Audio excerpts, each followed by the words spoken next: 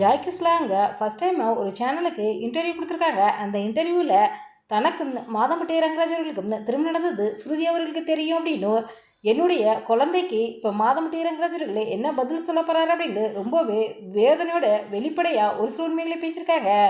இதை பற்றி முழுமையாக இப்போ இந்த வீடியோவில் பார்க்கலாம்.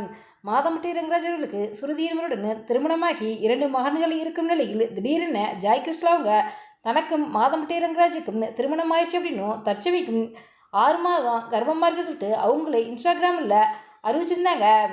கிறிஸ்டலோடைய இந்த அறிவிப்பு பலருக்கும் அதிர்ச்சியை கொடுத்துருந்துச்சு.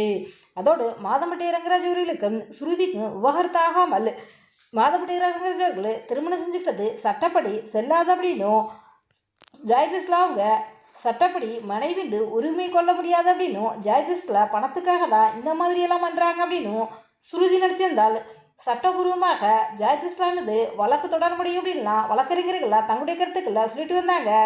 இந்த நிலையில் ஜாய்கிருஷ்ணா அவங்க இப்போ ஃபஸ்ட் டைம் ஒரு சேனலுக்கு இன்டர்வியூ கொடுத்துருக்காங்க. அந்த இன்டர்வியூவில் ஜாய்கிருஷ்ணா அவங்கள்ட்ட பத்திரிக்கையாளர் கேட்கும்போது, உங்களுக்கு மாதம்பட்டி ரங்கராஜுக்கும் திருமணமானது சட்டப்படி செல்லாதுன்னு சொல்கிறாங்களே, அதை பற்றி நீங்கள் என்ன சொல்கிறீங்க கேட்டாங்க. அதுக்கு பதில் சொன்ன ஜாய்கிருஷ்ணா அவங்க தன்னுடைய கழுத்தில் கிடக்கிற தாலியை எடுத்து காமிச்சு இதுக்கு என்ன பதில் சொல்கிறீங்க கேட்டாங்க. அதாவது எனக்கும் மாதம்பட்டி ரங்கராஜர்களுக்கும் திருமணம் ஆன பிறகு என்னை கோயம்புத்தூருக்கு உங்கள் வீட்டுக்கு கூட்டிகிட்டு போனார். உங்களுடைய அம்மா என்னுடைய தாலியில் குங்குமத்தை வச்சுட்டு நீ நல்லா இருமாடி என்னை ஆசீர்வாதம் பண்ணாங்க. அவங்க தம்பி அம்மா அப்பா எல்லாருக்குமே என்னை நல்லாவே தெரியும். அவங்க அம்மா என்கிட்ட என்னுடைய மகன் முகத்தில் இப்போ தான் சந்தோஷத்தை பார்க்குறேன் அப்படின்னு அவங்களே சொன்னாங்க. உங்களுக்கும் மாதம்பட்டி ரங்கராஜ் அவர்களுக்கும் திருமணம் பண்ணிக்கிட்டது ஸ்ருதி பிரியா உங்களுக்கு தெரியுமா அப்படின்னு கேள்வி கேட்டாங்க. அதுக்கு பதில் சொன்ன ஜாய்கிருஷ்ணா அவங்க, நானும் மாதம்பட்டி ரங்கராஜ் அவர்களும் திருமணம் பண்ணிக்கிட்டு 1.5 வருஷமாக ஒரு வீட்டில் தான் வாழ்ந்து வரோம். இது ஸ்ருதி பிரியாவுக்கு நல்லாவே தெரியும். ஒரு நாள் ஒரு பொழுது கூட ஸ்ருதி பிரியா அவங்க மாதம்பட்டி ரங்கராஜருக்கு கால் பண்ணதும் கிடையாது, எந்த பிரச்சனையும் பண்ணது கிடையாது. அவங்க ஒரு அட்வொகேட். அவங்க நினச்சிருந்தா என்கிட்ட பிரச்சனை பண்ணியிருக்கலாம். அவங்க பிரச்சனை பண்ணியிருந்தா என் வாழ்க்கை நல்லா இருந்திருக்கும். இப்போ என் வயிற்றில் குழந்தை வந்திருக்காதுல்ல, என் குழந்தைக்கு உங்கள் என்ன பதில் சொல்ல போகிறாங்க. என்னுடைய குழந்தைக்கு மாதம்பட்டியவருடைய இன்சிடென்ட் ஜாய் அவங்க சொல்லியிருந்தாங்க.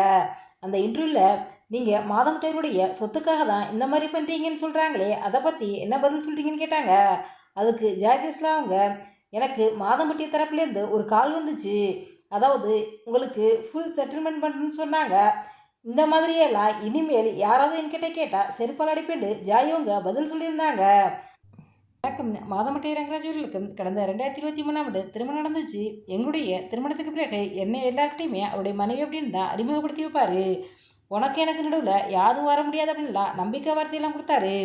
அவர் தான் குழந்தை வேணும்லாம் ஆசைப்பட்டார். ஸ்ருதியும் மாதம்பட்டி ரங்கராஜ் அவர்களும் கிட்டத்தட்ட 6 வருஷம் பிரிஞ்சு தான் வாழ்ந்து வந்தாங்க. கடந்த 2024ஆம் ஆண்டு ஒரு அவார்டு ஃபங்க்ஷன் வந்துச்சு. அதுக்கு என்னையே தான் கூட்டிகிட்டு போனார். இப்போ ஒரு அவார்டு ஃபங்க்ஷன் நடந்துச்சு. அதுக்கு அவருடைய மனைவி ஸ்ருதி பிரியாவை கூட்டிகிட்டு போயிட்டார்.